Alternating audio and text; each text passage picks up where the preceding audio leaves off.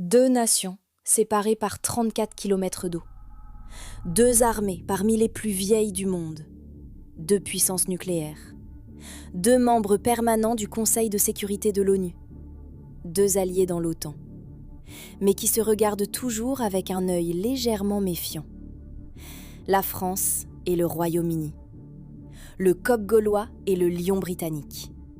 En 2026, dans un monde où les tensions géopolitiques ont explosé, où l'Europe se réarme à marche forcée face à la Russie et où les États-Unis envoient des signaux contradictoires à leurs alliés, une question s'impose naturellement. Qui a la meilleure armée ? Est-ce que c'est la France, avec son autonomie stratégique, son industrie de défense 100% souveraine, ses rafales, ses sous-marins nucléaires lanceurs d'engins, sa dissuasion nucléaire indépendante ? Ou bien le Royaume-Uni, avec son budget colossal, ses porte-avions géants, ses F-35, son histoire militaire monumentale. On va décortiquer ça sérieusement, domaine par domaine. Budget, effectifs, aviation, marine, armée de terre, nucléaire et trajectoire future. On va peser chaque argument. Et à la fin, il y aura une réponse. C'est parti.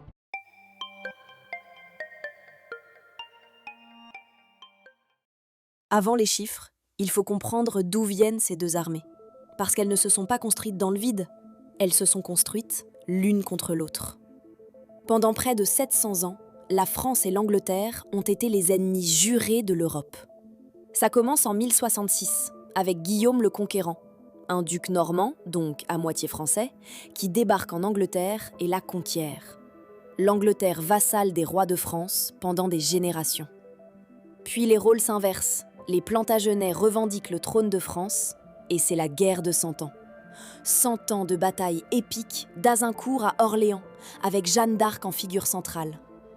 Ensuite, ce sont les guerres coloniales. La France et l'Angleterre se battent pour le Canada, l'Inde, les Antilles. Puis vient Napoléon. Trafalgar, 1805. Nelson détruit la flotte franco-espagnole et assure la domination maritime britannique pour un siècle. Waterloo, 1815. Wellington et les Prussiens mettent fin à l'Empire. Pendant tout ce temps, ces deux nations développent des doctrines militaires radicalement opposées. La France, puissance continentale, construit des armées de terre massives. Le Royaume-Uni, puissance maritime, mise tout sur sa Royal Navy et sa capacité à contrôler les océans. Puis le 19e siècle se termine, le 20e commence, et tout bascule. Face à la montée de l'Allemagne impériale, la France et le Royaume-Uni signent en 1904 l'entente cordiale. Pour la première fois depuis des siècles, les deux rivaux deviennent alliés. 1914-1940, ils combattront ensemble, avec leurs différences, leurs frictions. Churchill et De Gaulle se détestaient cordialement, mais du même côté. Aujourd'hui, France et Royaume-Uni restent alliés dans l'OTAN, liés par les traités de Lancaster House de 2010, qui prévoient une coopération militaire profonde, y compris sur le nucléaire. Ils s'entraînent ensemble, partagent du renseignement, projettent des forces côte à côte. Mais ils restent des concurrents. Pour les contrats d'armement, pour le leadership européen de la défense, pour le rang sur la scène mondiale. Et c'est précisément ce que nous allons mesurer. Commençons par l'argent. Parce que dans la guerre moderne, les armées ne gagnent pas uniquement avec du courage. Elles gagnent avec de la technologie, des munitions, des satellites, des drones. Et tout ça coûte très cher. Du côté français, 2026 est une année charnière. Le budget des armées françaises atteint 57,1 milliards d'euros hors pension. Une hausse colossale de 6,7 milliards par rapport à 2025. Pour vous donner un ordre de grandeur, c'est une augmentation de 77% depuis 2017. En moins de 10 ans, la France a presque doublé son budget défense. Ce n'est pas un accident. C'est une volonté politique inscrite dans la loi de programmation militaire 2024 à 2030 qui prévoit une enveloppe totale de 413 milliards d'euros sur 7 ans. En 2026, le Premier ministre Lecornu a même annoncé une surtaxe de 3,5 milliards supplémentaires, qualifiant ce budget de « budget de rupture ». Les priorités : les munitions, les drones, le spatial militaire et le cyber. Du côté britannique, le Royaume-Uni dépense 62,2 milliards de livres sterling en 2025 à 2026, soit environ 72 milliards d'euros au taux actuel. Sur le papier, c'est plus que la France. Mais les apparences sont trompeuses. La Strategic Defense Review de juin 2025 a révélé une réalité difficile. Un déficit estimé à 17 milliards de livres dans le plan d'équipement du ministère de la Défense. Les 62 recommandations de la SDR sont ambitieuses, mais le financement reste incertain. Le National Audit Office tire la sonnette d'alarme. Chatham House, l'un des think tanks les plus respectés de Londres, pose la question frontalement.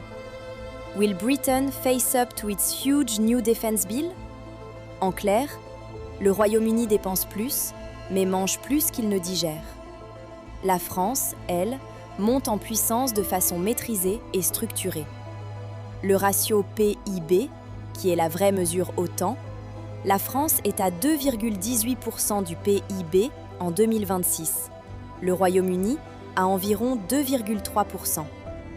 Les deux pays s'engagent vers l'objectif de 3,5% d'ici 2035, fixé au sommet de La Haye. Verdict budget. Légère avance britannique en volume brut, mais la France a une trajectoire plus solide et une gestion moins déficitaire de ses programmes. Parlons maintenant des femmes et des hommes. Les soldats, le cœur humain de toute armée. La France. En 2026, l'armée française compte environ 264 000 militaires actifs, auxquels s'ajoutent 43 000 réservistes mobilisables et 100 000 personnels paramilitaires, dont la gendarmerie nationale. C'est la plus grande armée de l'Union européenne. Le Royaume-Uni. Au 1er janvier 2026, les forces armées britanniques totalisent 136 960 réguliers formés et en formation. L'armée de terre tourne autour de 73 000 soldats, son niveau le plus bas depuis des centaines d'années. Voilà le vrai choc. La France déploie 2 fois plus de soldats actifs que le Royaume-Uni. Et le problème britannique n'est pas juste numérique, c'est structurel. En 2023, 15 000 soldats ont quitté l'armée britannique pour seulement 11 000 nouvelles recrues. La Strategic Defense Review de 2025 parle sans détour d'une « crise de la main-d'œuvre » causée par une mauvaise politique de recrutement, des logements militaires dans un état déplorable, une baisse du moral et des problèmes culturels profonds. Les 3 branches, Armée de terre, Royal Navy, RAF, sont tout en dessous de leurs objectifs de recrutement. Le ministre de la Défense, John Healey, a lui-même reconnu que renverser ce déclin prendra du temps et que l'objectif d'atteindre 76 000 soldats dans l'armée de terre n'est envisageable que dans le prochain Parlement, soit pas avant 2029 au mieux. Pendant ce temps, la France maintient son format, modernise sa réserve et réfléchit à une forme de service militaire universel financé à hauteur de 100 millions d'euros dès 2026. De plus, la France possède une gendarmerie nationale, une force paramilitaire de 100 000 hommes et femmes avec une formation militaire complète, déployable en OPEX. Le Royaume-Uni n'a pas d'équivalent. Verdict effectif, avantage France très net, en nombre, en structure et en dynamique de recrutement. La maîtrise de l'espace aérien, c'est la condition de tout succès militaire moderne. Commençons par les chiffres bruts. La France opère 988 aéronefs, dont 289 avions de combat. Le Royaume-Uni aligne 640 appareils, avec 151 chasseurs. La France domine donc largement en volume. Mais la vraie différence est qualitative. Et elle tient en un seul mot, Rafale. Le Rafale, c'est l'avion de combat développé et produit intégralement en France par Dassault Aviation. Il est omnirôle, capable de faire de l'air-air, de l'air-sol, de la frappe nucléaire, du renseignement, de la guerre électronique. Il opère depuis les bases terrestres et depuis les porte-avions. C'est un avion 100% souverain. Aucune dépendance américaine, aucun accord ITAR pour les exportations, aucune pièce étrangère critique. Le Royaume-Uni, lui, a fait un autre choix. Il a abandonné son dernier avion de combat national, le Tornado, pour se concentrer sur le Typhoon, développé en coopération européenne, et surtout le F-35B, l'avion américain à décollage court et atterrissage vertical, embarqué sur ces nouveaux porte-avions. C'est un avion exceptionnel, furtif, connecté, redoutable. Mais c'est un avion américain, avec des mises à jour logicielles qui dépendent de Washington. Sur le plan de la puissance de feu nucléaire aéroportée, l'avantage est clairement français. La France dispose des forces aériennes stratégiques, 2 escadrons de Rafale biplace armés du missile ASMPA rénové, opérationnel depuis novembre 2025. Cette capacité est unique en Europe. Le Royaume-Uni, lui, a abandonné sa composante nucléaire aéroportée dans les années 90. Il ne lui reste que la composante sous-marine. Côté ravitaillement en vol, la France dispose de ses A330M RTT Phoenix, un atout majeur pour la projection. Le Royaume-Uni possède également des A330M RTT. Sur ce point, parité. La France possède aussi une capacité de guerre électronique embarquée sur le Rafale avec le pod Spectra, parmi les plus avancés du monde. Verdict puissance aérienne, avantage France, en volume, en souveraineté et surtout en capacité nucléaire aéroportée unique. La marine, le domaine historique de la puissance britannique. Et pourtant, en 2026, la Marine nationale française compte 133 navires de guerre. La Royal Navy, elle, en aligne 63, 2 fois moins. La France dispose de 10 sous-marins, 4 sous-marins nucléaires lanceurs d'engins et 6 sous-marins nucléaires d'attaque de classe Ruby et Suffren. Le Royaume-Uni possède 11 sous-marins, 4 sous-marins nucléaires lanceurs d'engins de classe Vanguard et 7 sous-marins d'attaque à propulsion nucléaire de classe Astute. Sur les sous-marins d'attaque, le match est plus serré. La classe Astute est excellente. Mais les Suffren représentent la nouvelle génération française, livrée depuis 2020, avec des capacités de frappe conventionnelles longue portée via missiles de croisière. Mais voici l'élément central de la marine française, le Charles de Gaulle. Le seul porte-avions à propulsion nucléaire en dehors des États-Unis. Il peut opérer 24 heures sur 24, 7 jours sur 7, sans contrainte de carburant, pendant des semaines entières. Il embarque des Rafales marines, un E-2C Hawkeye pour la surveillance radar avancée et des hélicoptères de combat. Le Royaume-Uni a misé sur ces 2 nouveaux porte-avions de classe Queen Elizabeth, le HMS Queen Elizabeth et le HMS Prince of Wales. Ils sont immenses, 65 000 tonnes, impressionnants. Mais ils ont 2 failles majeures. Premièrement, ils embarquent des F-35B américains, pas un avion britannique. Deuxièmement, leur propulsion est conventionnelle. Ils dépendent des tankers logistiques. Et structurellement, le Royaume-Uni peine à en maintenir un opérationnel en permanence. La France possède en outre d'excellentes frégates de défense aérienne et de lutte anti-sous-marine. Les frégates de la classe Aquitaine, parmi les plus modernes d'Europe. Sur les capacités de projection amphibie et de présence outre-mer, la France maintient des bases permanentes en Afrique, au Moyen-Orient, dans le Pacifique et aux Antilles. Une présence mondiale unique pour une puissance de taille moyenne. Verdict marine, avantage France. En volume, en capacité nucléaire de propulsion et en souveraineté industrielle. Les porte-avions britanniques sont impressionnants, mais dépendent d'avions américains. L'armée de terre, c'est le domaine où le match est le plus serré et le plus complexe. En chars de bataille, la France déploie 215 Leclerc, le Royaume-Uni 227 Challenger 2, quasi parité. Les 2 sont des engins de première génération qui nécessitent une modernisation. La France travaille sur la rénovation du Leclerc XLR, livraison en cours. Le Challenger 2, lui, a vu ses effectifs réduits après des dons d'équipement à l'Ukraine. Mais voici la grande différence. Le Royaume-Uni a massivement donné à l'Ukraine une grande partie de son artillerie, ses obusiers AS-90, sans avoir encore reçu leur remplaçant. L'Ajax et le Boxer sont retardés. L'armée britannique se retrouve temporairement dans un entre-deux capacitaire préoccupant. La France, elle, a maintenu ses stocks, renforcé sa filière munitions et commande des drones de combat en masse dans le cadre du projet de loi de finances 2026. Sur la projection de force, la France est hors catégorie en Europe. Des milliers de soldats déployés en OPEX simultanément. Sahel, Levant, Roumanie, Guyane, Polynésie.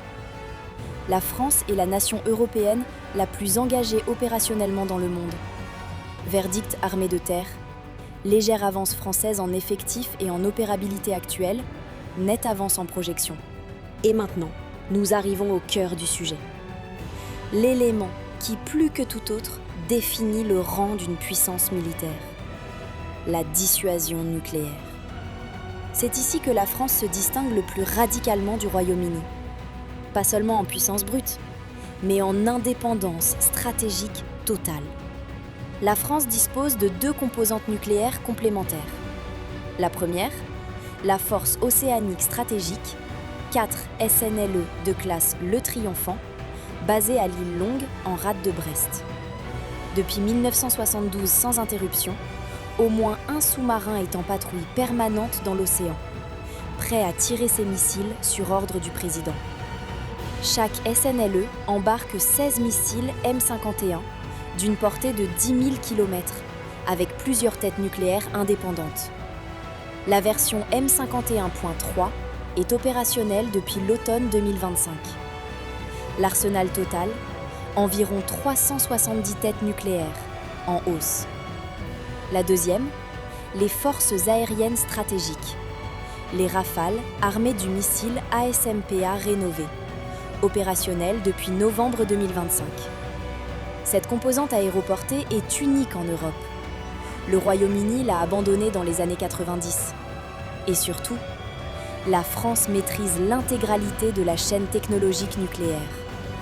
De la conception des têtes par le CEA à la propulsion des sous-marins, en passant par les missiles Ariane Group et les Rafales d'assaut. Zéro dépendance étrangère. Le Royaume-Uni, lui, dispose de 225 têtes nucléaires et de 4 SNLE de classe Vanguard, armés du missile Trident II. Excellent missile, mais américain. Londres dépend de Washington pour la maintenance, les mises à jour logicielles et les stocks de missiles, partagés avec la US Navy. C'est une dissuasion souveraine, mais sous tutelle atlantique. En mars 2026, Emmanuel Macron a prononcé un discours historique depuis l'île Longue, annonçant une extension de la dissuasion française à dimension européenne, proposant à l'Allemagne, la Pologne, les Pays-Bas, la Belgique, la Grèce, la Suède et le Danemark de participer à des exercices de la dissuasion française et, à terme, au déploiement de forces stratégiques françaises sur leur territoire. C'est un changement de paradigme majeur. La France ne dit plus seulement « nous défendons nos intérêts vitaux ». Elle dit « notre dissuasion peut devenir le bouclier de l'Europe ». Mais attention, en disant cela, la France prend le risque de diluer le pouvoir dissuasif de sa force nucléaire. Le Royaume-Uni ne peut pas dire la même chose. Sa dissuasion est liée à Washington.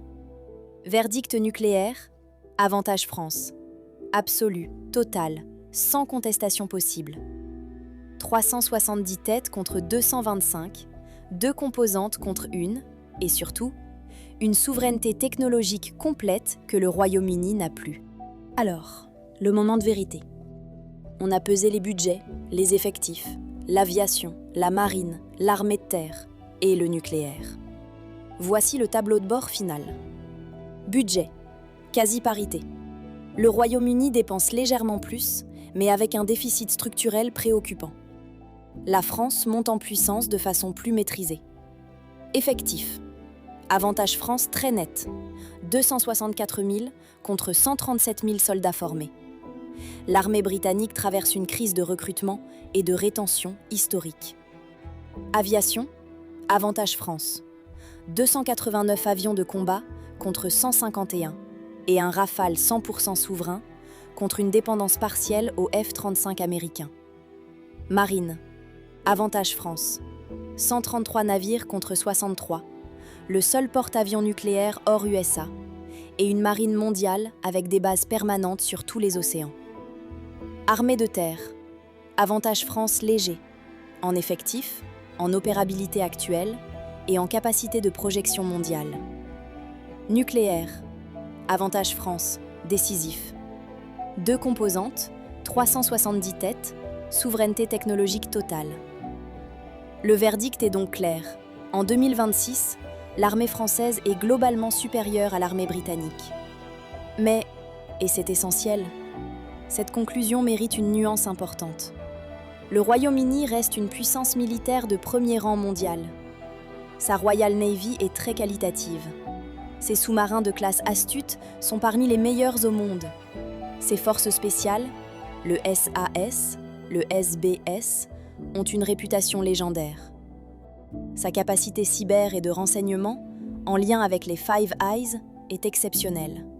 Son industrie de défense, BAE Systems, Rolls-Royce, Babcock, reste un acteur mondial de premier plan. Ce n'est pas un effondrement, c'est un décrochage relatif, progressif, lié à des décisions politiques et budgétaires de la décennie précédente. Et la SDR 2025 montre que le Royaume-Uni a pris conscience du problème. Mais voilà ce qui est vraiment remarquable dans l'histoire que racontent ces chiffres. La France, longtemps critiquée pour sous-investir dans sa défense, est aujourd'hui la première puissance militaire de l'Union européenne, 6e mondiale, avec une trajectoire en forte hausse, une industrie de défense entièrement souveraine et une dissuasion nucléaire qu'elle propose désormais d'étendre à ses partenaires européens. Ce n'est pas du chauvinisme. Ce sont les faits tels que les mesures Global Firepower, le CIPRI et les états-majors des alliés eux-mêmes. La France n'est pas parfaite. Ses stocks de munitions doivent être reconstitués. Son armée de réserve reste sous-dimensionnée. Ses drones arrivent trop lentement. Mais la direction est bonne. Le cap est tenu. Et en 2026, pendant que l'Europe se réarme en urgence, la France est déjà en ordre de marche. Voilà pour ce comparatif complet France-Royaume-Uni en 2026. Si cette vidéo vous a apporté quelque chose, que vous soyez d'accord ou non avec mes conclusions, le meilleur soutien que vous puissiez m'apporter, c'est un pouce bleu et un abonnement. Ça permet à la chaîne de continuer. En commentaire, je vous pose la question. Pensez-vous que la France devrait partager sa dissuasion nucléaire avec ses alliés européens ? C'est le vrai débat stratégique du moment. Dites-moi ce que vous en pensez. À très vite.